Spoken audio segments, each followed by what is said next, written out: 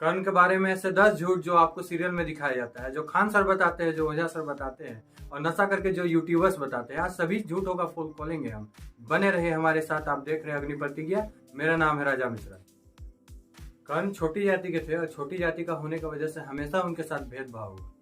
समझने वाली बात यह है कि कर्ण को जिन माँ बाप ने पाला उनकी जाति क्या थी, उसी अनुसार कर्ण की जाति क्या थी, इस बात का हमें पता चलेगा। कर्ण को पालने वाले पिता अधिरथ जाति से क्षत्रिय थे और माता राधा जाति से ब्राह्मण थी। एक क्षत्रिय पिता और ब्राह्मण माता का पुत्र किस प्रकार निचली जाति का हो सकता है, कम से कम ये तो मुझे समझ नहीं आता। रही बात कर्ण को सूत पुत्र कह के चिढ़ाने की, कर्ण के पिता अधिरथ महाराज धृतराष्ट्र का रथ चलाते थे। उस जमाने में रथ चलाने वालों को सूत कहा जाता था और अधिरथ का पुत्र होने के कारण कर्ण को सूत पुत्र कहा जाता था। दूसरा झूठ, निचली जाति का होने का वजह से गुरु द्रोण ने कर्ण को शिक्षा देने से मना कर दिया।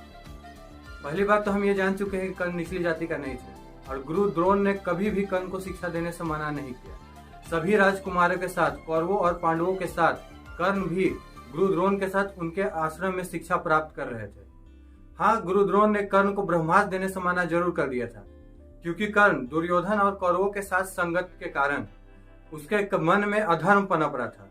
वो हमेशा अर्जुन से ईर्ष्या रखते थे और कर्ण ने स्वयं जाकर गुरु द्रोण को कहा था कि आप मुझे ब्रह्मास्त्र का ज्ञान दीजिए, क्योंकि मैं अर्जुन को युद्ध में हराना चाहता हूँ। जिस व्यक्ति के अंदर ईर्ष्या और जिसके मन में अधर्म हो, ब्रह्मास्त्र जैसा घातक अस्त्र देकर गुरु द्रोण सृष्टि को खतरे में नहीं डाल सकते थे। इसलिए उन्होंने कर्ण को ब्रह्मास्त्र देने से मना कर दिया। कुरुक्षेत्र युद्ध के दौरान कर्ण ने स्वयं मध्य नरेश से यह कहा था कि मैंने कृपाचार्य, गुरु द्रोणाचार्य और गुरु परशुराम से शिक्षा प्राप्त की है। मेरे पास अर्जुन को हराने के लिए पर्याप्त अस्त्र शस्त्र है। ये बात तो सिद्ध होती है कि गुरु द्रोणाचार्य ने कभी भी कर्ण को शिक्षा देने से मना नहीं किया। महागुरु द्रोण तो वो श्रेष्ठ गुरु थे जिन्हें पता था कि धृष्टद्युम्न का जन्म उनका वध करने के लिए हुआ है, फिर भी उन्होंने धृष्टद्युम्न को शिक्षा देने से मना नहीं किया। तीसरा झूठ, कवच कुंडल के होते हुए कर्ण को हराया नहीं जा सकता। कर्ण को कवच कुंडल स्वयं भगवान सूर्य से मिला था। कवच कुंडल में अमृत तत्व था, तो ये तो तय है कि कवच कुंडल के होते हुए कर्ण को मारा नहीं जा सकता था। लेकिन क्या कर्ण को हराया भी नहीं जा सकता था? महाभारत में भी हमें कई उदाहरण मिलेंगे जब कवच कुंडल के होते हुए कर्ण पराजित हुआ। पहली बार द्रौपदी स्वयंवर में जब अर्जुन ने मछली की आंख भेद दी तो कर्ण और अर्जुन के बीच में युद्ध हुआ था। कर्ण को यह नहीं पता था कि ब्राह्मण भेष में वो व्यक्ति अर्जुन है। कर्ण ने स्वयं अर्जुन के सामने अपनी पराजय स्वीकार की थी कि मैं इस ब्राह्मण शक्ति को नहीं हरा सकता। दूसरी बार कर्ण गंधर्वों से हार कर दुर्योधन को अकेला गंधर्वों के बीच छोड़कर भागा था।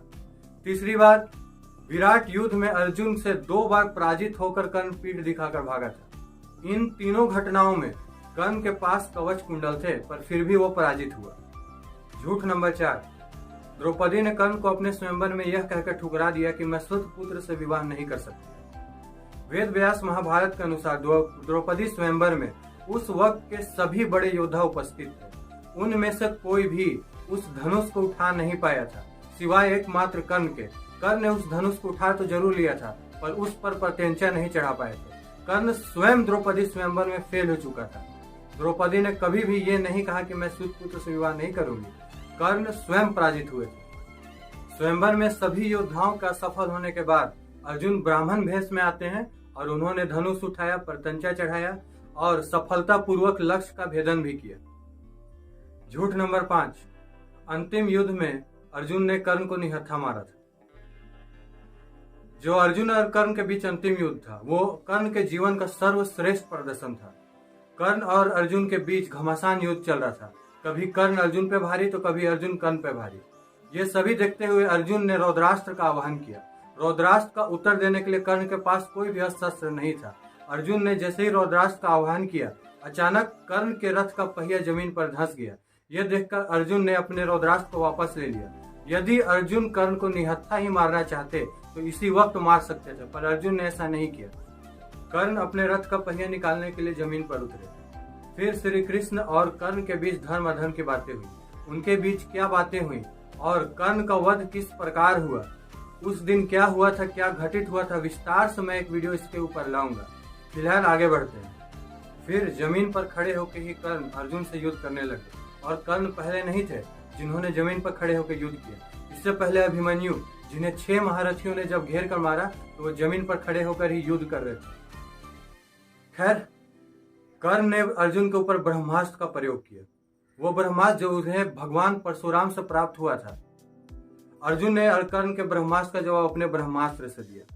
कर्ण ने ब्रह्मास्त्र छोड़ा। इससे हमें यह भी पता चलता है कि गुरु परशुराम के श्राप का कुछ खास असर नहीं हुआ था कर्ण के ऊपर। लास्ट में अर्जुन ने अंजलिका अस्त्र का आवाहन किया, जो कि एक भगवान शिव का अस्त्र था, जिसका जवाब कर्ण के पास नहीं था। अर्जुन ने अंजलिका अस्त्र चलाया और वो अस्त्र सीधे जाकर कर्ण के गले पर लगी और कर्ण का सर अलग हो गया। कर्ण लड़ते हुए वीरगति को प्राप्त हुए, ना कि निहत्थे मारे गए। इस वीडियो में हम 5 ही झूठ के ऊपर बात करेंगे। अगले 5 झूठ जो कर्ण के बारे में फैला गए हैं वो मैं अगले वीडियो में बताऊंगा। और मैं आप सभी दर्शकों को बता दूं, मुझे कर्ण से कोई नफरत नहीं है, ना ही मुझे अर्जुन से विशेष प्रेम है, पर जो सत्य है वो सत्य है। सीरियल्स में जो झूठ दिखाया जाता है मैं बस उसे आप लोगों को बताने का प्रयास कर रहा हूँ। जय हिंद, वंदे मातरम।